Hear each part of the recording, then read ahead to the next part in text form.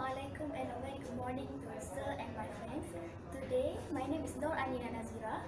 And my name is SITI Arfa binti Azman. We are going to present about ways to handle laboratory animal to conduct experiments. In the first part, I'm going to explain about the introduction of animal study. Okay, the introduction. Healthy and well-being of laboratory animals depend almost entirely on the care, humility, and worship of the staff of the animal house. As we consider, animals also have to be treated as human, because in order for us to conduct experiments successfully, we have to take care of their welfare in order to produce the good result.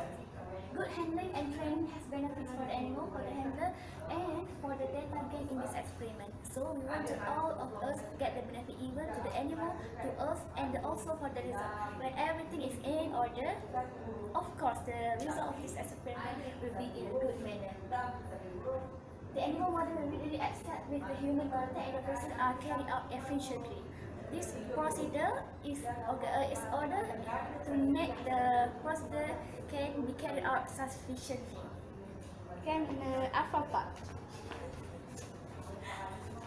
Okay, as we all know, as a science student, to choose a lab animal, there are three criteria, which is use of animal phylogenetically closer to man. Second, use of an animal in which the process under investigations as close as possible to the man. And lastly, the anatomy, physiology, and biochemistry are considered to be similar.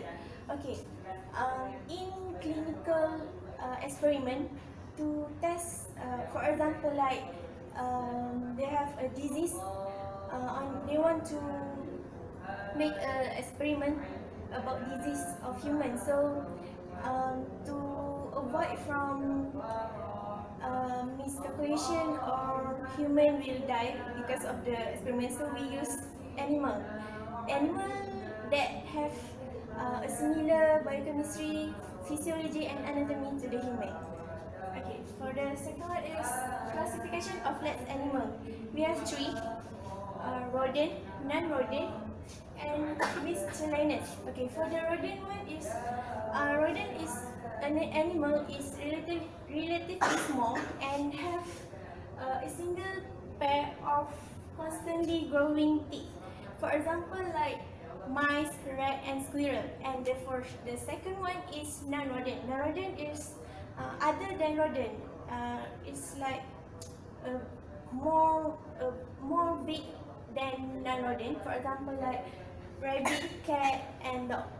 And then lastly, miscellaneous is the animal that is not mammals, like insect, amphibian, for example, like frog, zebrafish, and chicken.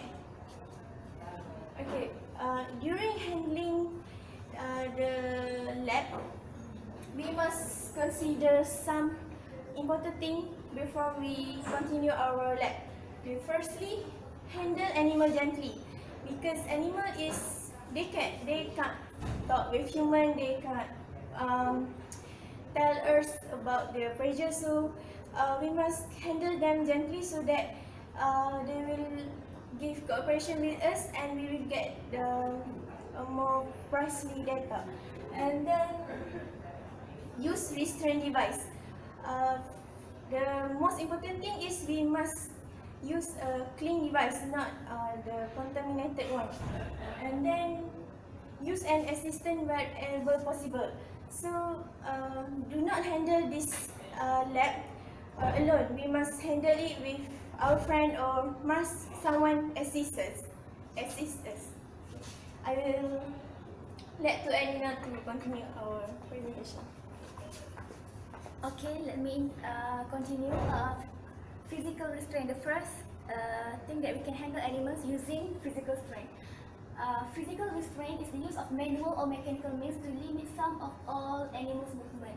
For example, for the purpose of examination, we want to examine animals, and of course, we need a physical restraint to avoid the animals from moving so active. And animals are restrained for the brief period, usually in a minute. Okay, when using physical restraint, we cannot use physical restraint for a longer period of time. This will make the animal feel stressed and it will make our experiments more difficult. Restraint device should be suitable in size, design, and operation. For example, if you use a smaller, right, you must use also the smaller restraint device in order to fit the size of the animals. Next. Okay, methods of physical restraint. There are two methods. There are one hand or two hand technique. Mechanical, we can use plexiglass, plastic bag, and using device. Okay, this is the one hand method. One hand method, we just only use one hand while holding the back of the rat's scarf.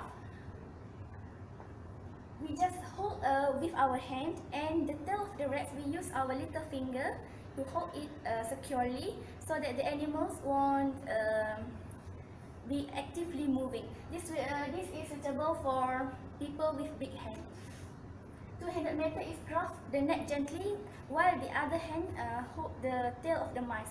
This process is suitable for people with smaller hand. Is difficult for them to just grab the mouse, the rats with only one hand. Okay, this is the handling. We can hold the tail of the rats to transfer the rats from one cage to another cage. If we don't want to use our hand, we can just use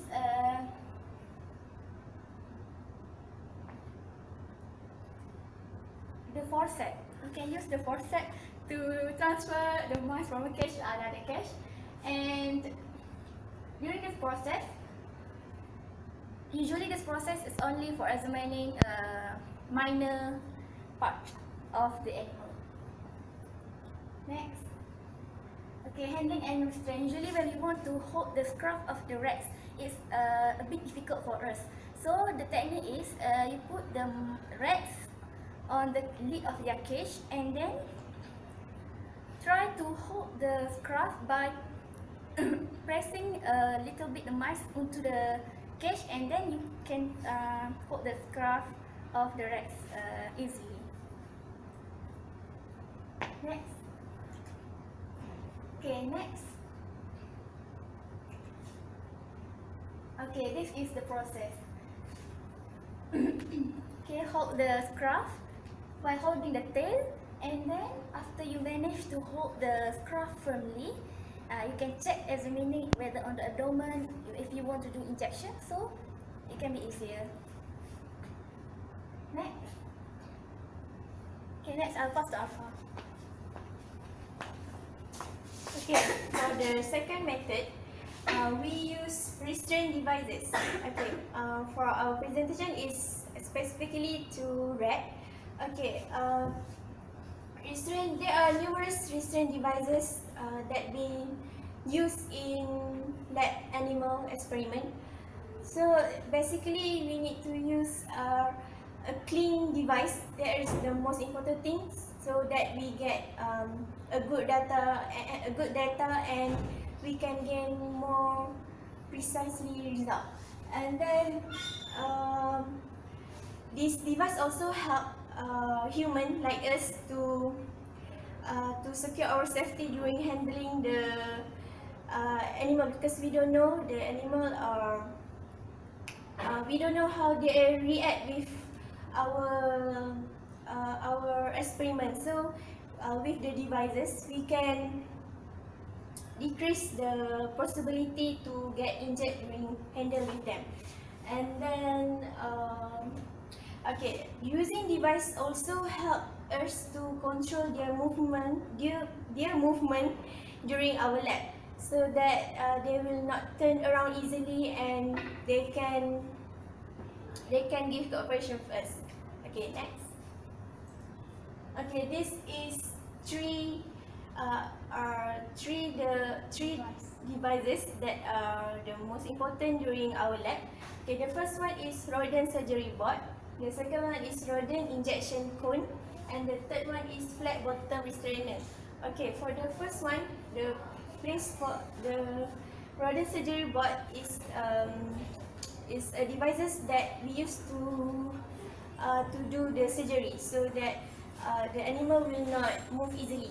Okay, for the second one, rodent injection cone can help us to give injection to them so that they would move and they can relax themselves, and also the ventilation air is good for them. Okay, the final one is flat bottom restrainer, and it's provide easy access for injection. So it helps us to easily inject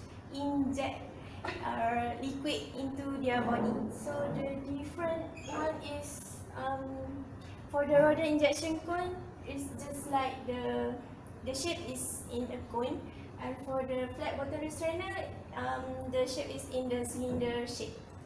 Okay.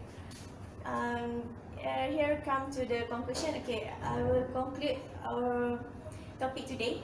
Okay, to do the lab experiment with animal, we must care them gently because we don't know how they feel and they don't talk to us. We can't speak with them. So during this experiment, it is important to handle them with care, and also without proper method to handle with the animals, the animal will get angry, or they can attack us. They can attack us because they want to protect themselves. And of course, using the best method during our experiment will give us the best result, and we don't need to redo the experiment. That's all from us. Thank you.